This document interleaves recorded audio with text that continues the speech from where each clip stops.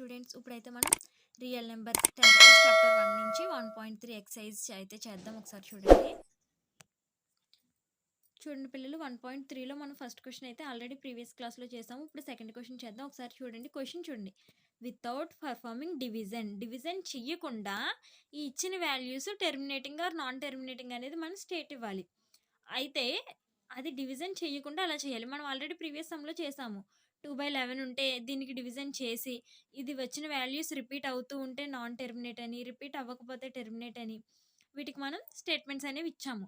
అలానే ఇప్పుడు దీనికి కూడా మనం స్టేట్మెంట్స్ ఇవ్వాలి. అది వితౌట్ డివిజన్ చేయకుండా ఎలా చేయాలో చూద్దాం. ఒకసారి చూడండి. ఓకే, ఫస్ట్ వన్ అయితే చూడండి ఒకసారి. 13/3125 ఇక్కడ ఇచ్చిన డినామినేటర్ ఉంది కదా, దీన్ని మనం p/q ఫామ్లో ఉంది. రేషనల్ నెంబర్స్ అన్ని ఏ ఫామ్లో ఉంటాయి చెప్పండి పిల్లలు? p/q ఫామ్లో ఉంటాయి. అయితే ఈ డినామినేటర్ అనేది q in the form of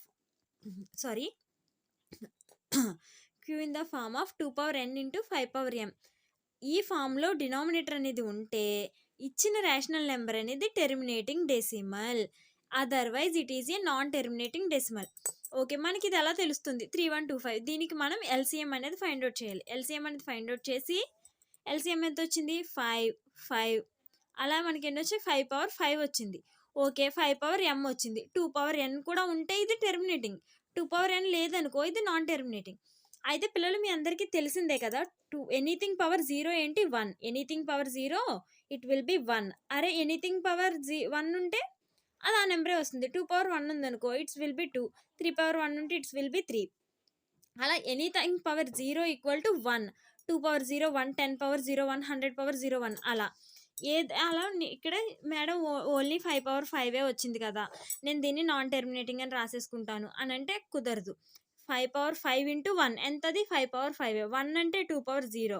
so ఇది ఏమవుతుంది నాకు ఇక్కడ? 5/m into 2/n ఫామ్లో ఉంది కాబట్టి it is a terminating decimal. Right, అర్థమైంది కదా పిల్లలు? సెకండ్ వన్ చూడండి. 11/12 ఇక్కడ డినామినేటర్లో ఏముంది? 12 ఉంది. సో 12కి ఎల్సిఎం తీసుకున్నాం.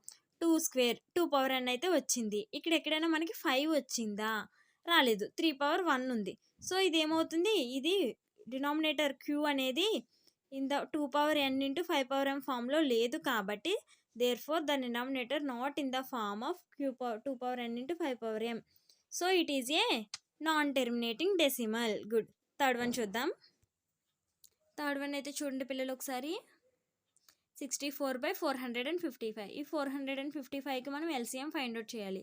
ఫస్ట్ 5 టేబుల్తో 91 టైమ్స్ 91 అనేది 5 టేబుల్లో అవ్వదు. So 7 table. ఇక్కడ మనం మళ్ళీ 3 టేబుల్ గట్రా తీసుకోకూడదు. 5 కన్నా బిగ్గెస్ట్ నెంబర్సే తీసుకోవాలి. ఇక్కడ మనం ఫస్ట్ తీసుకున్నప్పటి నుంచి లీస్ట్ నెంబర్స్ తీసుకుంటూ రావాలి. ఆ తర్వాత నెంబర్స్ ఇంక్రీజ్ చేసుకోవాలి. అంతకన్నా తక్కువ చేసి ఎల్సిఎం చేస్తే ప్రొసీజర్ రాంగ్ అవుతుంది. ఓకే, అర్థమైందా పిల్లలు? 91 7 13 సార్ 91. సో ఇది మళ్ళీ డినామినేటర్ ఏంటి? 5 into 7 into 13.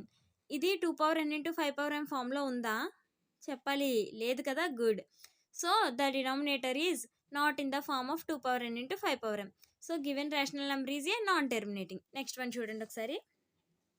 29/343 343కి మనం ఎల్సిఎం చేయాలి. ఓకే, 2 అవ్వదు. ఇది ఆడ్ నెంబర్ కాబట్టి 2 అవ్వదు. 3 అవుతుందా?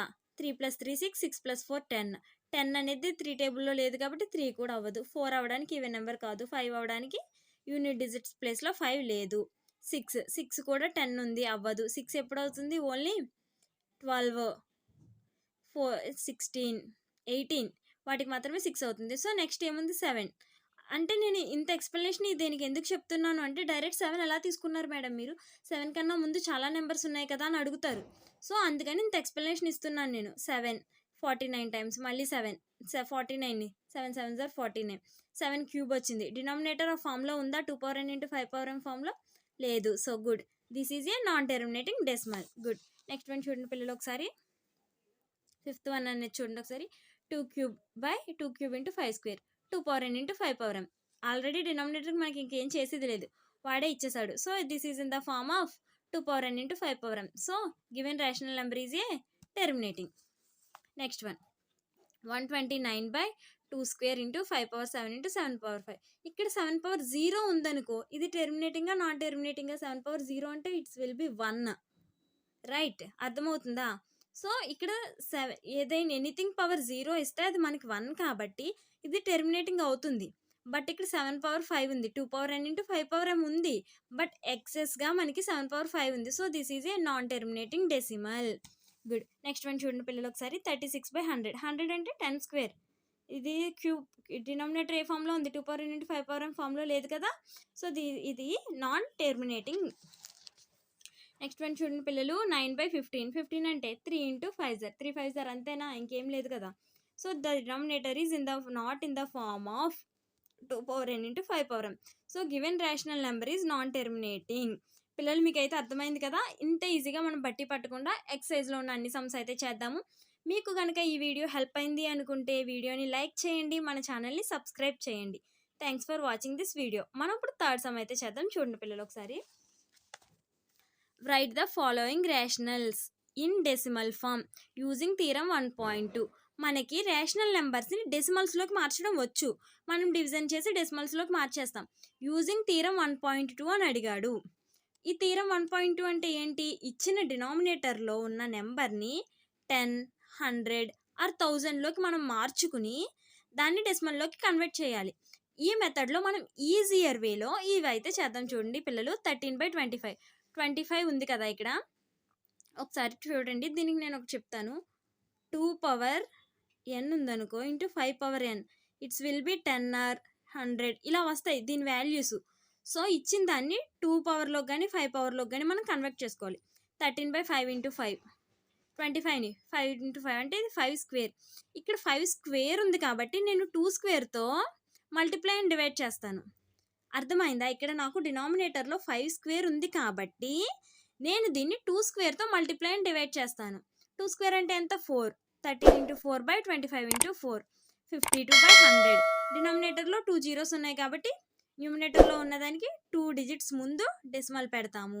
డెసిమల్ ముందు ఏమీ లేవు కాబట్టి 0 పెడతాము. ఏదైనా నెంబర్ ఉందనుకో ఇట్స్ విల్ బి రైట్. ఒకవేళ ఇక్కడ 152/100 ఉందనుకో, నాకు 2 జీరోస్ ఉన్నాయి కాబట్టి నేను ఇక్కడ పాయింట్ పెట్టేస్తాను.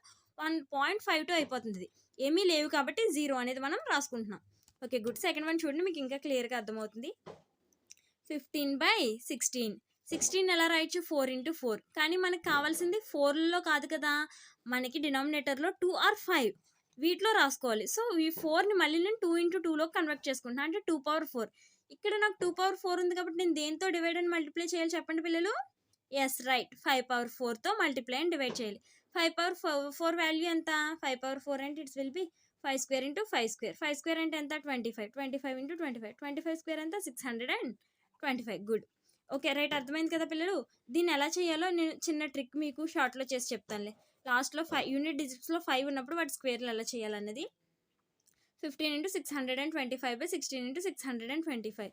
ఇదంతా 9375/10,000. ఇక్కడ ఎన్ని జీరోస్ ఉన్నాయి మనకి? 1 2 3 4. 4 డిజిట్స్ ముందు పాయింట్ అనేది పెట్టాలి. 1 2 3 4. ఇక్కడ డెసిమల్ పెట్టుకున్నా. రైట్. అర్థమైందా? థర్డ్ వన్ చూడండి పిల్లలు. 23/2 క్యూబ్ ఇంటూ 5 స్క్వేర్. ఆల్రెడీ ఇక్కడ 2 పవర్ ఉంది, 5 పవర్ ఉంది. బట్ పవర్స్ సేమ్ ఉన్నాయా? ఇక్కడ 3 ఉంది, ఇక్కడ 2 ఉంది. ఇది కూడా నాకు 3 అవ్వాలంటే నేను ఏం చేయాలి? ఇంకొక 5తో మల్టిప్లై అండ్ డివైడ్ చేయాలి. రైట్. ఓకే అర్థమవుతుంది కదా పిల్లలు? ఇక్కడ 23 ఇంటూ 5 చేశాను. 2 క్యూబ్ ఇంటూ 5 క్యూబ్.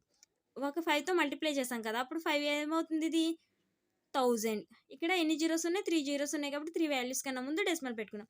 పిల్లలు మీకు కనుక ఈ సమ్స్ అర్థమైనాయి అని అనుకుంటున్నాను. మీకు అర్థమైంది అనుకుంటే ఈ వీడియోని అయితే లైక్ చేయండి, ఛానల్ని సబ్స్క్రైబ్ చేయండి. ఇలాంటి మరెన్నో మంచి మంచి వీడియోస్ కోసం బెల్ సింబల్ని అయితే ఆన్లో ఉంచుకోండి. Thanks for watching this video. All the best for your all exams.